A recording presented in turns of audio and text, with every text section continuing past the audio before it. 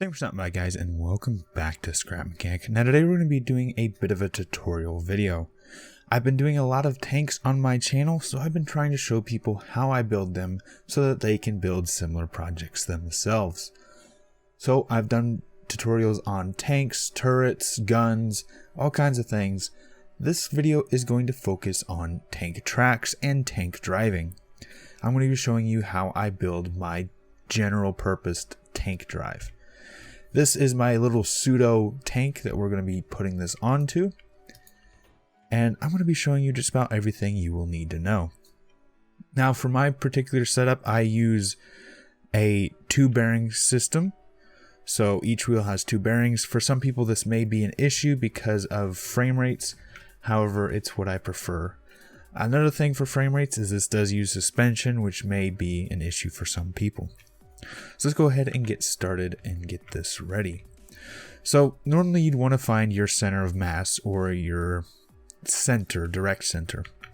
This is where you're going to put your first spring. This is going to hold the majority of the weight of your vehicle. Usually you'd want to have this directly below the turret if possible. So let's cut out a little slit for it. I'd say this is about center right there. Put our first spring and get this ready for a wheel. That way we can judge what size we need. So first bearing, little spacer, second bearing, wheel. So that's what each setup was going to look like for the main wheels that are touching the ground. There are going to be some that are not going to have suspension, which are going to look a little bit differently. So with this ready, we can see where we want to have our wheels. See how much spacing we want. I think right about there is good. So what's that? That is 1, 2, 3, 4, 5, 6. So 1, 2, 3, 4, 5, 6. That would be where our other wheel would sit, right about there. And that looks all right.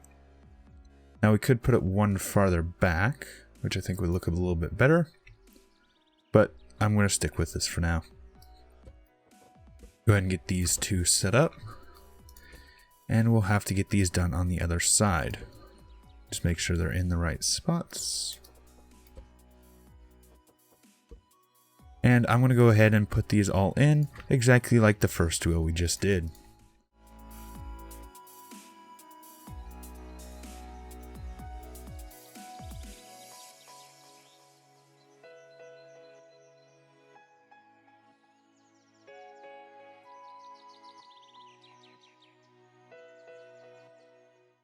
So there we go, we've got our tank ready and set up with its 3 main wheels. Now I do want another wheel sitting up here. For this one I'm going to use a smaller diameter wheel. So something like that maybe? Or, This is partially where it comes down to personal preference, how you want it to look. But for this one we're just simply going to strap it on. I'm going to just put it right here. So since this one isn't going to have suspension, we aren't going to have to cut in, and we can just put it like we would normally. Now, if frame rate is an issue, you can just put a single bearing here, just to have it free rotating, rather than have it driven. However, I would recommend it at least on a bearing. If you put it directly onto the hole without any form of rotation, when going up hills or any sort of debris, it could jam you up pretty easily. So I'm just going to stack those on twice and go over here and do the same thing.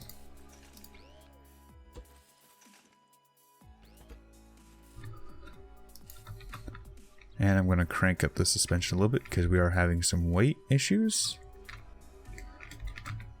There we go. Now, I personally would go ahead and move these back, and that's just an aesthetic thing, but since we're going for a tutorial just on the functionality, I'm going to leave them where they are for now. Now, we're going to need 2 things. One is a seat, which I've already gotten placed, and we're going to need a not a WNS, an A&D converter. This setup will not need, a WNS, it will need an A&D.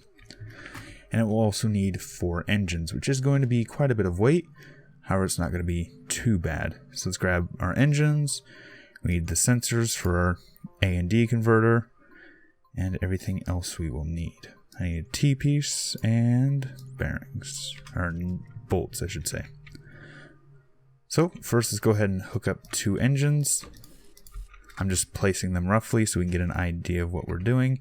And then these 2 will be our steering engines. And then we can place our little converter, which I'm just going to place right here on the back of the vehicle.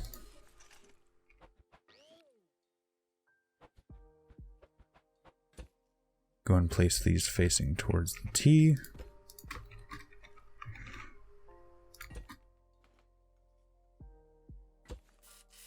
Now when I'm setting up A&D converters, I always like to use the color sensors.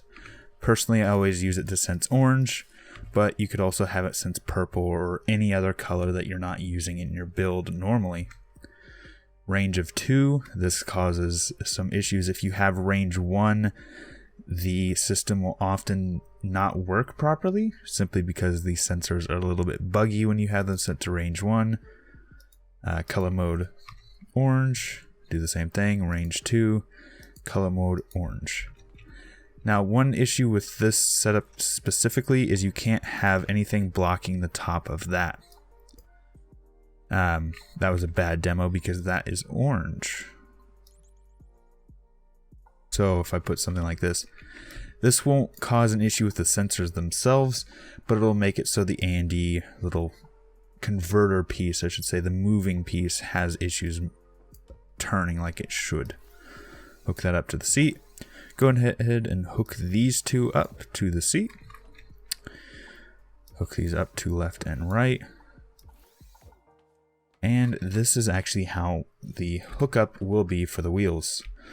So the ones that are hooked up to the seat go on the inside. Make sure they are all pointing forward.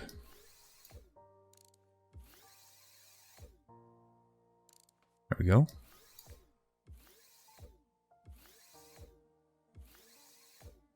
And these, put them to each side specifically and have them face backwards.